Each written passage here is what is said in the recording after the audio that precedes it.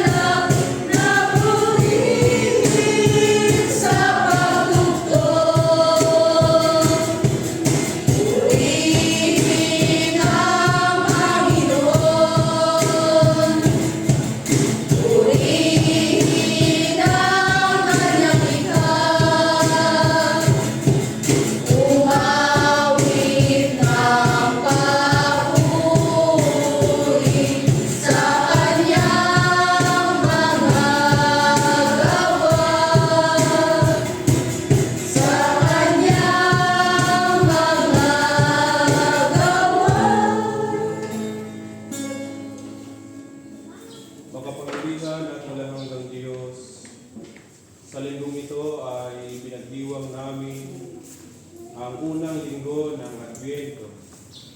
At inihahandog namin sa iyo itong Advent Wreath na ito, na naway ang turunan ito ay magiging simbolo ng iyong puruna, na sa aming paghahanda, ikaw ang siyang patuloy na mag-ahari sa amin, upang sa ganon ay madatnan kami sa iyong muling pagbabalik na kami ay handa hindi lamang sa pisikal na anyo, sa aspeto bilang isang tao, hindi handa sa aming mga puso na ikay tanggapin at paghariin sa aming kalooban. Ngayon, Panginoong Diyos, inihandog namin itong puno ito. Naway paspasan mo ito, at naway ang siguro ito'y magiging instrumento sa bawat isa sa amin. Magiging masigasig, paggawa ng kabutihan, tulong sa kapwa. At ang lahat ng ito'y sumagitan na sa aming Panginoon, na nabubuhay at nag-ahari kasama mo at ang Espiritu Santo ng isang Diyos, ngayon magpakailanman. Amen.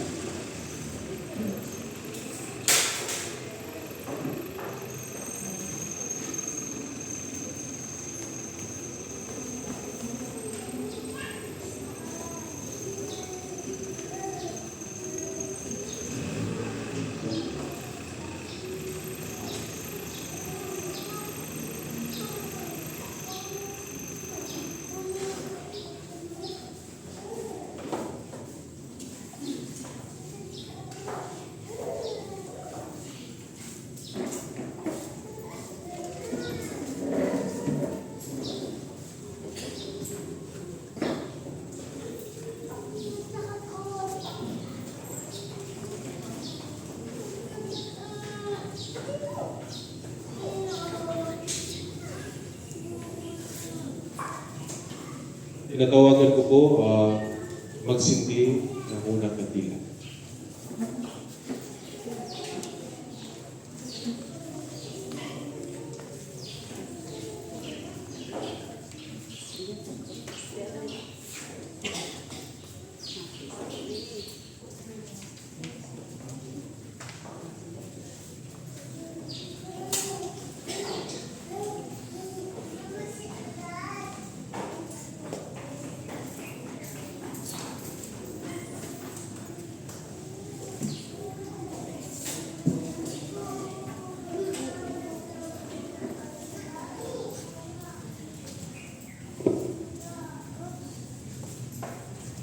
Maraming salamat po. Sabayin ang pagsindi po natin itong unang kandila. Naway sa ating paghahanda ay mapuno tayo ng pag-asa sa muling pagbabalik ng ating Panginoong Diyos na tayo'y laging isama sa Kaniyang kaharian na kung saan naroon ang buhay na walang hanggan. Tayo po lahat sa pangalan ng Ama At ng Anak, at ng Espiritu Santo. Amen. Ang Panginoon ay sumayo. At sumere. Tayo po'y manalangin. Makapangyarihang Diyos, lahat ng puso ay nakahayag sa iyo. Lahat na nasa hangarin ay naupatin mo at walang lihim na nalilingit sa iyo. Linisin mo ang aming mga puso sa pamamagitan ng iyong Espiritu Santo upang kami tapat na umibig sa iyo at marapat na pumuri sa iyong banal na pangalan sa pamamagitan ni Kristo ang ating Panginoon.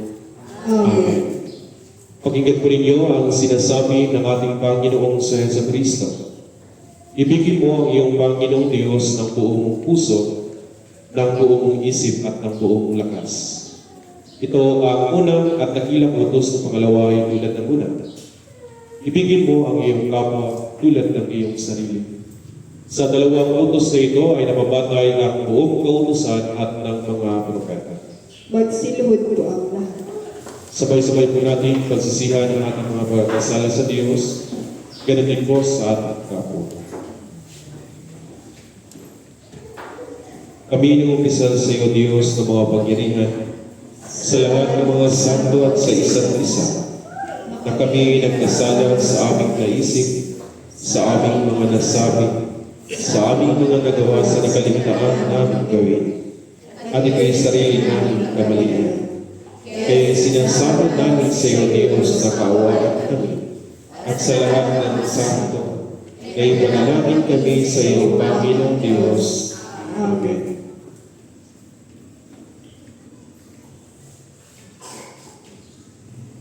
Kaawaan kayo ng mga pangyarihang Diyos, patawarin kayo ng inyong mga kasalanan, at pagtubayan kayo sa buhay na walang hanggan, sa pamamagitan ni Jesucristo na ating Panginoon. Amen. Magsitayo po ang lahat.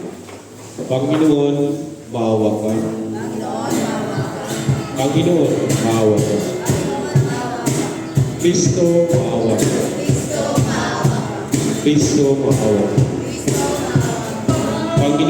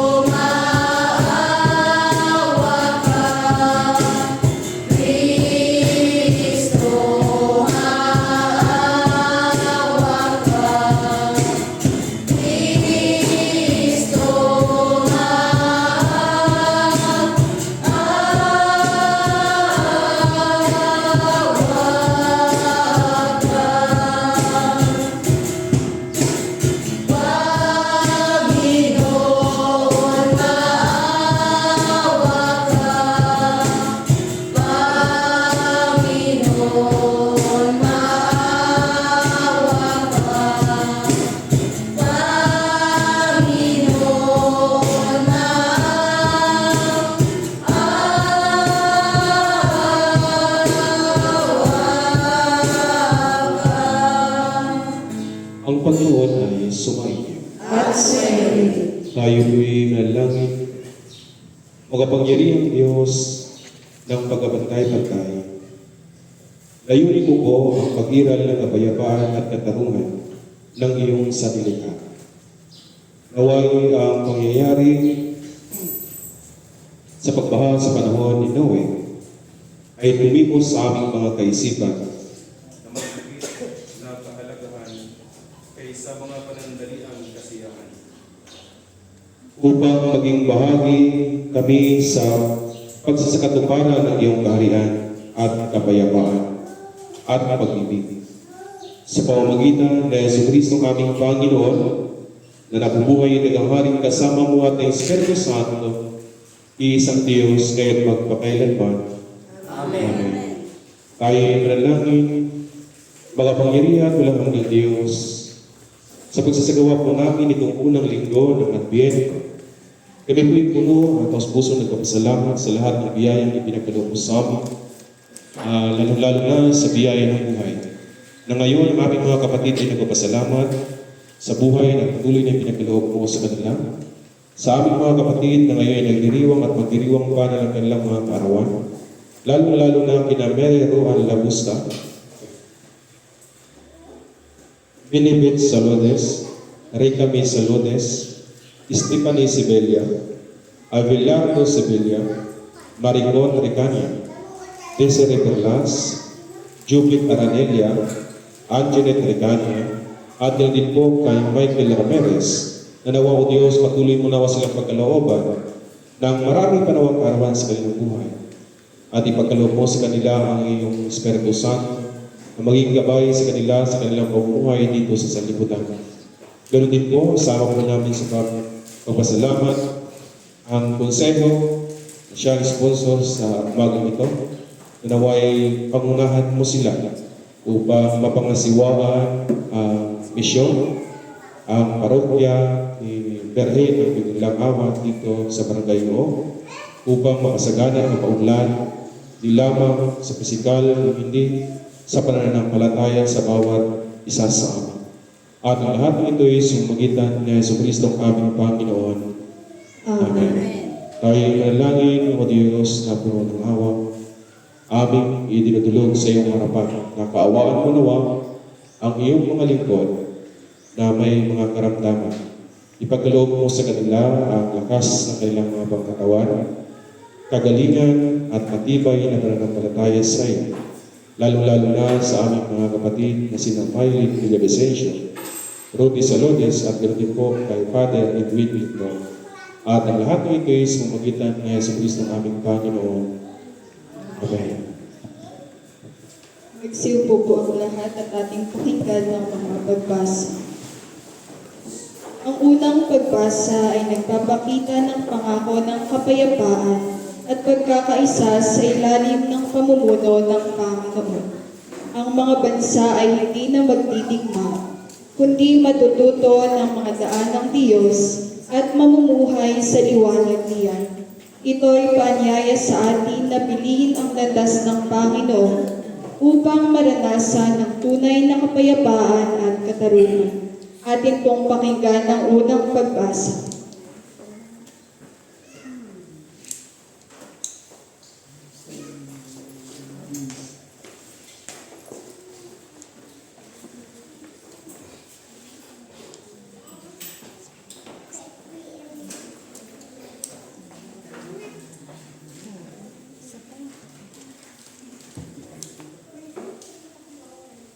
Ang unang pagbasa ay mula sa aklat ni Propeta Isaias, Kabanata 2, nagsisimula sa talata 1 hanggang talata 5. Ito ang pangitain ni Isaias na anak ni Amos tungkol sa Huda at sa Jerusalem. Sa mga huling araw, ang bundok na kinatatayuan ng templo ni Yahweh ay mamumukod sa taas sa lahat ng bundok. Daragsa sa kanya ang lahat ng bansa, at maraming taong lalapit sa kanya ay magsasabi ng ganito, halikayo, umahon tayo sa bundok ni Yahweh, templo ng Diyos ni Jacob, upang upang malaman natin ang kanyang mga daan at matuto tayong lumakad sa kanyang mga landas. Sapagkat sa Sion, magmumula ang kautusan at sa Jerusalem ang salita ni Yahweh. Siya ang mamamagitan sa mga bansa at magpapairal ng kapayapaan. Kung magkagayon, gagawin na nilang sudsod ang kanilang mga tabak at karit ang kanilang mga sipat. Wala nang magsasanay sa pakikibaka at mawawala na ang mga digmaan. Halina kayo, sambayahan ninyo si Jacob at tayo'y lumakad sa liwanag ni Yahweh. Ito po ang salita ng Panginoon. Salamat sa Diyos.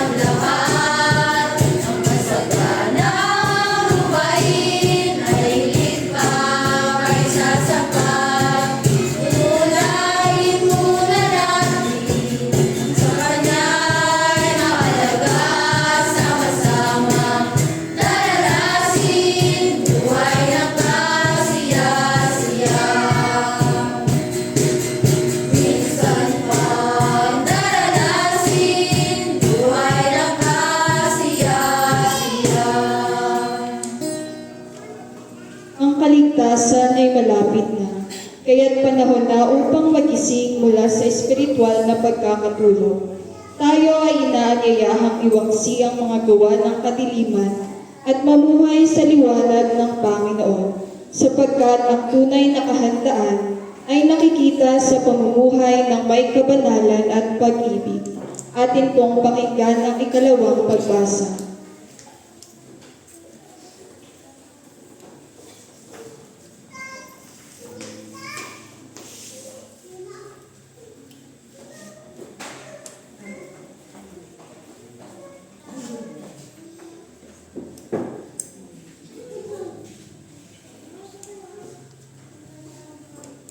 Ang ikalawang pagbasa ay mula sa sulat ni San Pablo sa mga taga-Roma, Kabanata 13, nagsisimula sa talata 11 hanggang talata 14.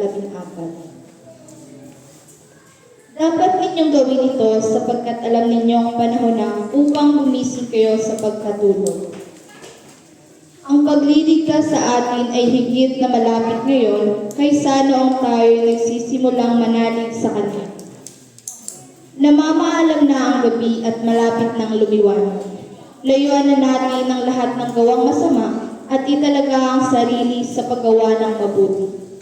Mamuhay tayo ng marangal at huwag guguli ng panahon sa paglalasing at magulong pagsasaya, sa pagpapakasawa sa pita na laman at kahalayan sa alitan at inggitan. Ang Panginoong Hesukristo ang paghariin ninyo sa inyong buhay. At paglaanan ng laman upang bigyang kasiyahan ang mga nasa nito. Ito po ang salita ng Panginoon. Salamat sa Diyos.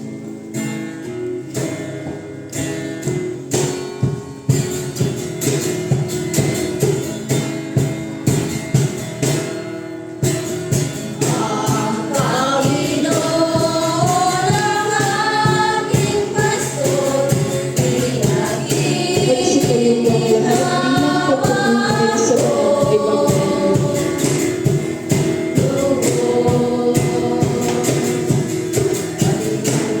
nalandas man ay talapin ko, wala akong sindan, siya ay kasama ko, ang hawak niyang tungkod ang siyang gabay ko, kangad niyang pamalon, siglat ang ulan ko. Ang Panginoon ang aking pastor, pinag-iginhawa ko. Lubos ang tabi kong himlayan, sariwang pastulan, ang pahingahan ko'y payapang matisan, naging sa kaluluwa ay kaginhawahan. Sa pumpang nalandas, siyang patnubay, ang Panginoon ang aking pastor, pinag-iginhawa ko. Lubos Ang Panginoon ay sumainyo. at sumainyo. Ang mabuting balita ng ating Panginoong sa Jesucristo ayon kay San Mateo. Sa Kabanata 24, nagsisimula sa talata 36 hanggang talata 44. Salamat sa iyo, Panginoong Kristo.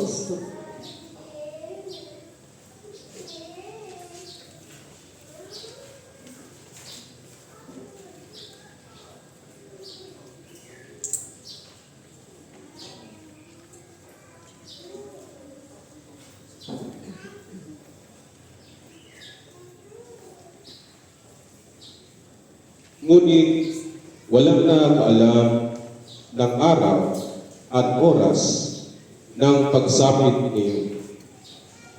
Kahit ang mga anghel sa langit at ang anak man. Ang Ama lamang ang nakakaalam nito. Ang pagdating ng anak ng tao ay maitutulan sa pagdating ng baha noong panahon ni Noe. Noon, ang mga tao'y nagsisikain, nagsisiinom, at nag-aasawa hanggang sa araw ng pagpasok sa daong ni Noe. Dumating ang baha nang di nila namalayan at tinangay silang lahat. Ganun din ang mga mangyayari sa pagdating ng anak ng tao. Sa panahong iyon, may dalawang lalaking gumagawa sa bukid. Kukunin ang isa at iiwan ang isa. May dalawang babaeng magkasamang gumigiling. Kukunin ang isa at iiwan ang isa. Kaya magbantay kayo, sapagkat hindi ninyo alam kung anong araw paparito ang inyong Panginoon. Tandaan ninyo ito, kung alam lamang ng puno ng sambahayan kung anong oras ng gabi darating ang magnanakaw, siya'y magbabantay at hindi niya pababayaan pasukin ang kanyang bahay. Kaya maging handa kayong lagi sapagkat darating ang anak ng tao sa oras na di ninyo inaasahan. Mga kapatid, ang mabuting balita ng ating Panginoong sa Hesus Kristo. Papuri sa iyo, Panginoong Jesucristo. Pagsiupo po tayong lahat at ating pakinggan ang mga pangaral.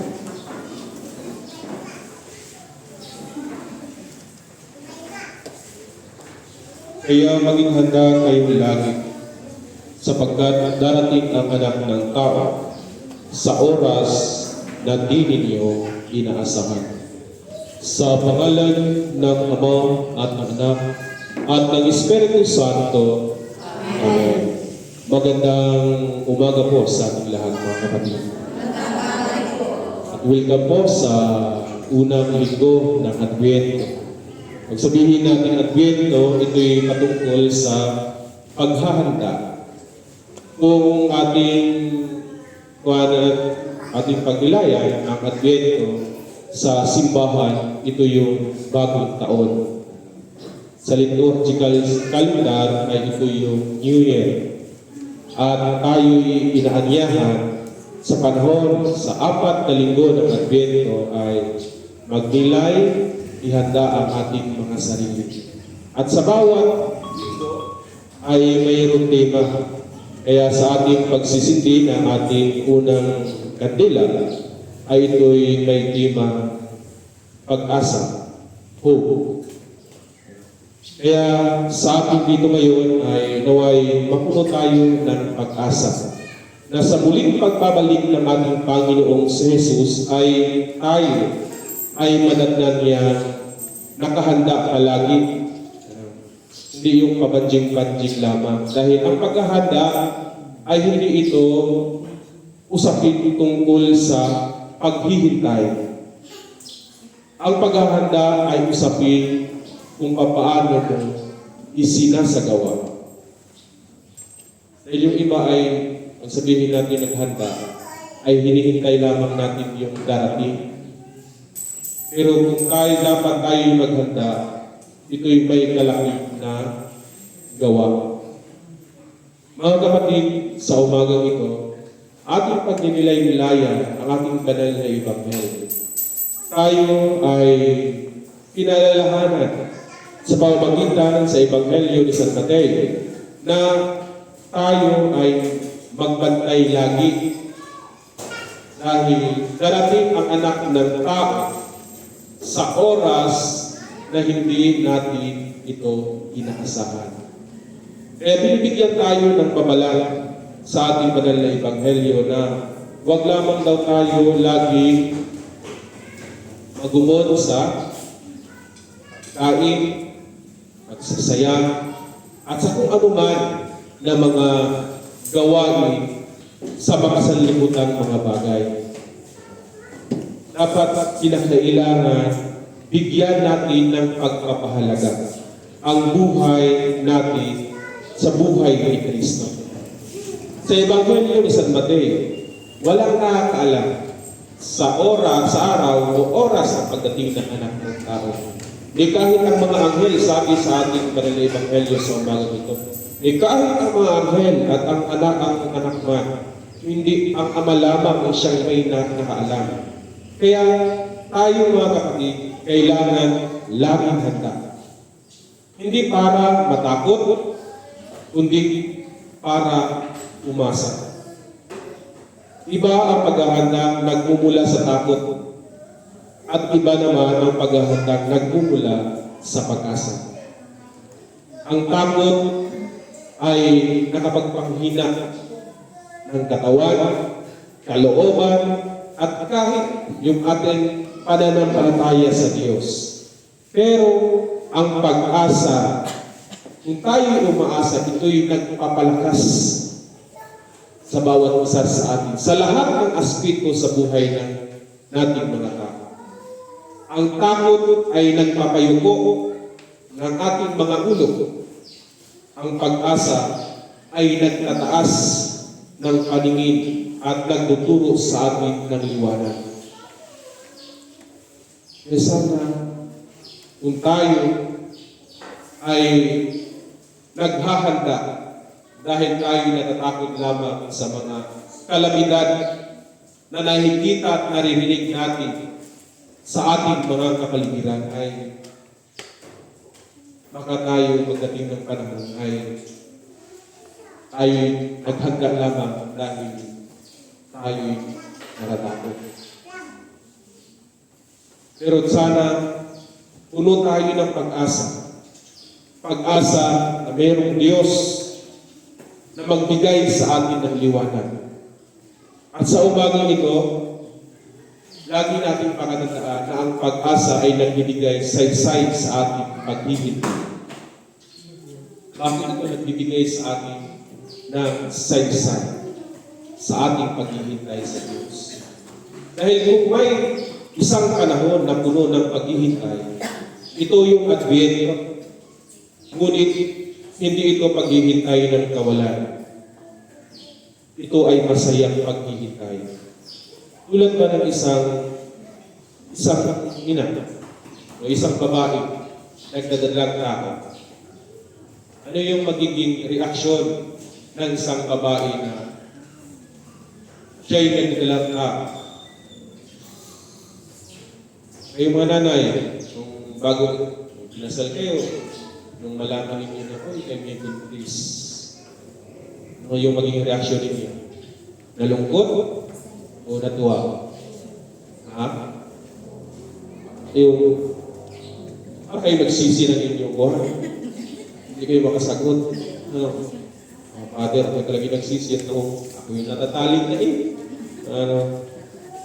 Para, kung aking pagninilayan sa sarili kong buhay, ay ako yung natuwa, siyempre, Mrs. natutuwa.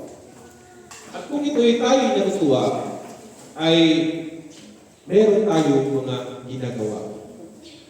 Ano ba yung ginagawa natin pag panahon na, ano ba yung ginagawa ng isang buntis? Ha? Di ba, quarterly yun? First quarter, ano ba yung ginagawa ninyo? Ha? Ha? Uga prenatal, pa-check up. Check up. Ay, si Mrs. nung siya yung nagdadalang tao ay monthly. Punta sa dito'y doktor para sa mga nagdadalang tao. Natural, siyempre excited. Meron din tayo sa ating paghihintay. Excited tayo. Gawin natin ang lahat na naway sa pagdating ay tayo ay maganda na masaya. Di ba? Dahil tayo natutuwa. Sa paghahanda ito ay kung ito yung ating ginagawa sa buhay natin ito, matutuwa din ang ating Diyos dahil meron tayong ginagawa sa ating paghihintay. Kaya nagkakaroon ito ng saysay sa buhay natin mga tao. Kaya sa mga magulang na napaka-excited ng panahon na sila nagbubuntis, ay dapat tuloy-tuloy yung inyong excitement at saya. Hindi yung paglaluwal lang, lalo ng pag marami na, anong kadalasan ginagawa? Pinapabayaan na. Oo, nawawala na yung tunay na excitement, yung saya. Kaya lang ninyo pakatandaan mga kabataan, kung paano nagiging excited yung inyong mga magulang nung kayo'y nasa sinapupunan pa ng inyong mga magulang. Kaya lamang, mga bata ngayon, kung gaano ka-excited yung mga magulang na sila'y magkaroon ng anak, yung mga bata ay malalaki na, matitigas na ang ulo. O, ito sa mga sakristan, wala ba manitigas ang ulo? Marami. Hindi ako nagsabi, kaya ako nagsabi. O, mga kabataan ngayon, matitigas na ang ulo. Sumasagot-sagot na sa mga magulang.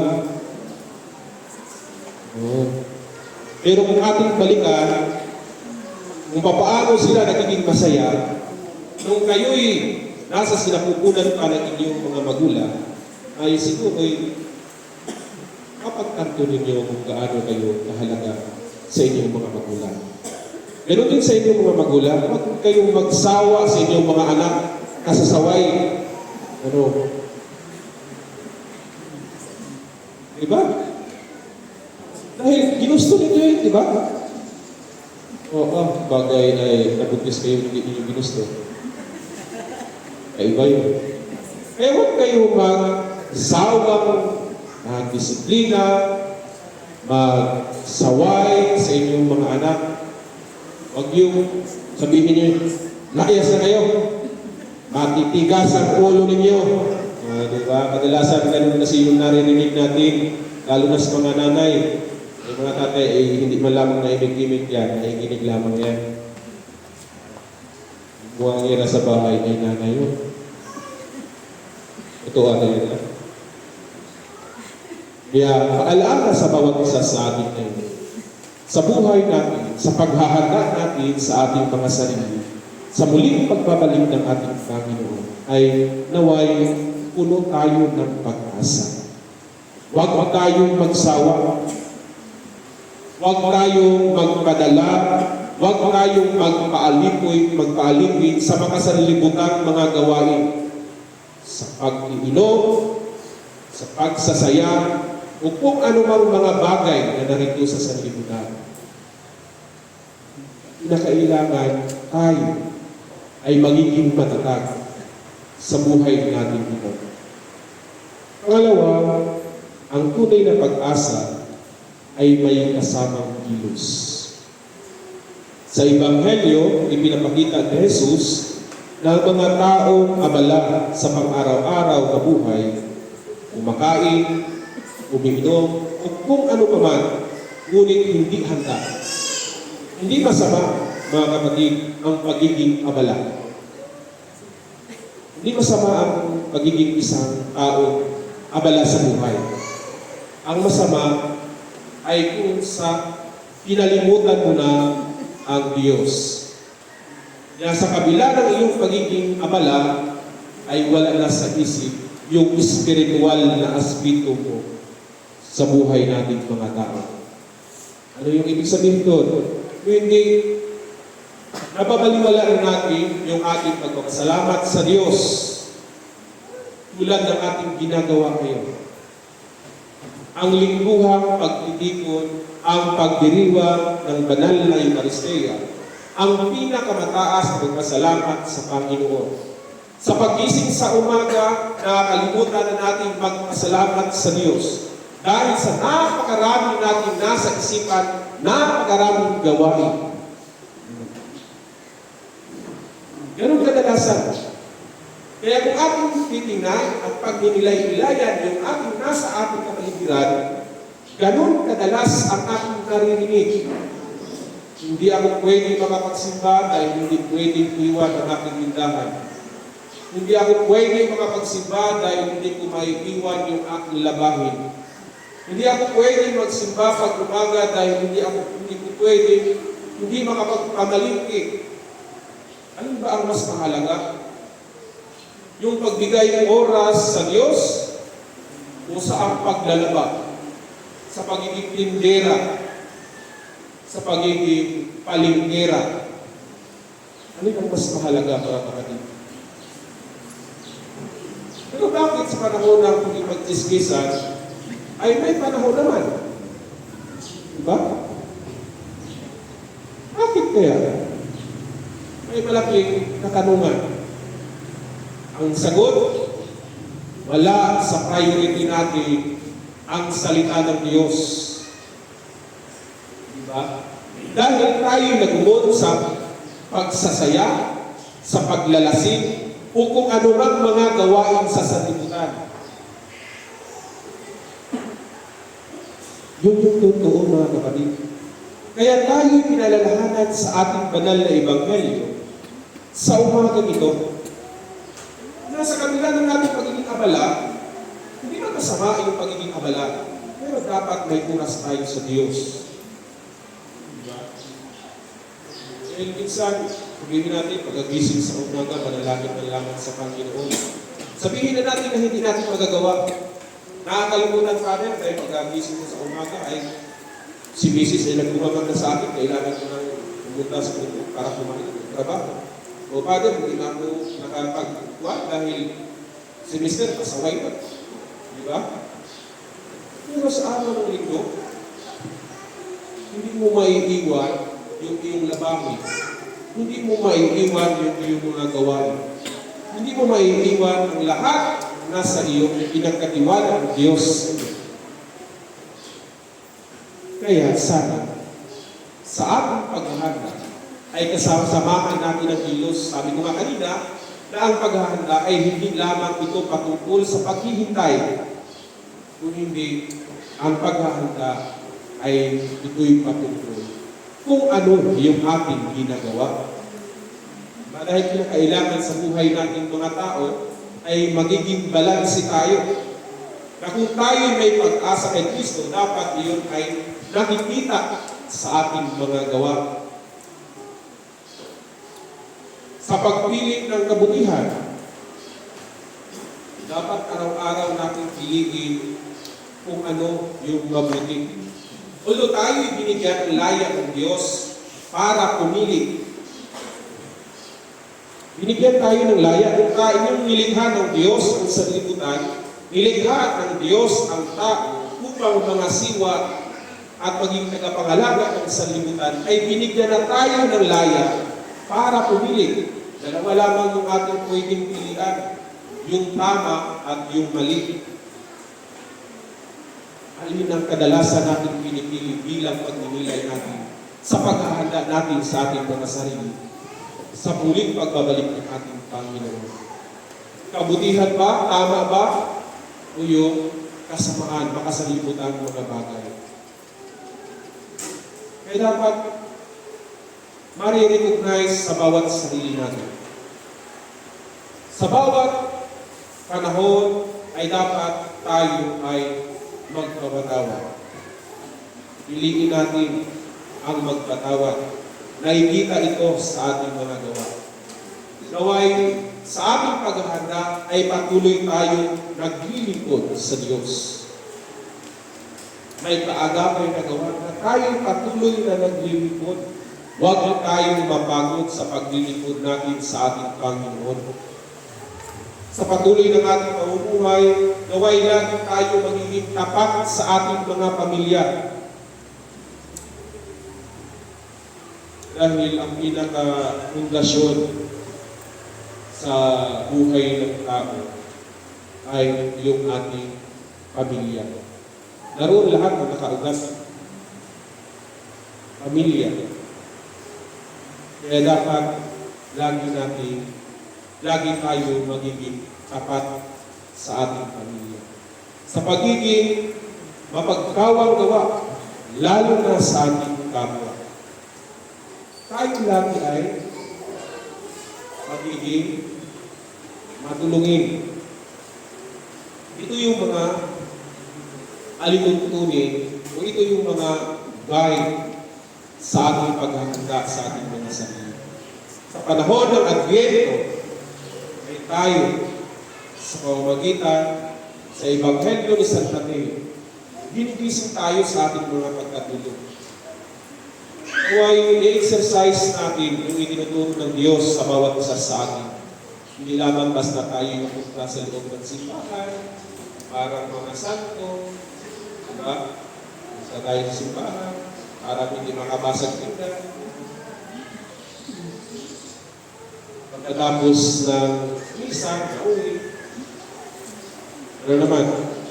Bumabalik sa dating anyo. Ano yung anyo natin? Yung makasalimutan anyo. Na nandun yung... Ano yung dating anyo ninyo? Natin?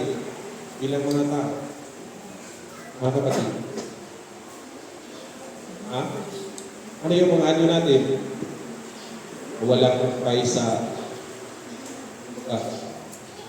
Kamasaktan. Siya tignan. Bumabalik tayo sa... Ano na ba yan? Inom na lang, inom. Diba? Ganun tayo ay dapat pagpasok natin sa simbahan, kung ano yung anyo natin pagpasok sa simbahan, paglabas, ganun ka rin. Eh, Father, paano kasi pagpasok namin sa simbahan, yung natin anyo namin, iniwan sa bahay, ay di natural, pagbalik namin sa bahay, eh, balikan din namin yung dating anyo. Ha? Tama. Sabi ni Mrs. Ikaw mo din, matapang ka. Totoo yun. Diba? Kadalasan tayo yung gamo. Kaya sana sa buhay natin ito, pagsikapan natin na may isa sa buhay ang itinuturo ng Diyos sa bawat isa sa atin.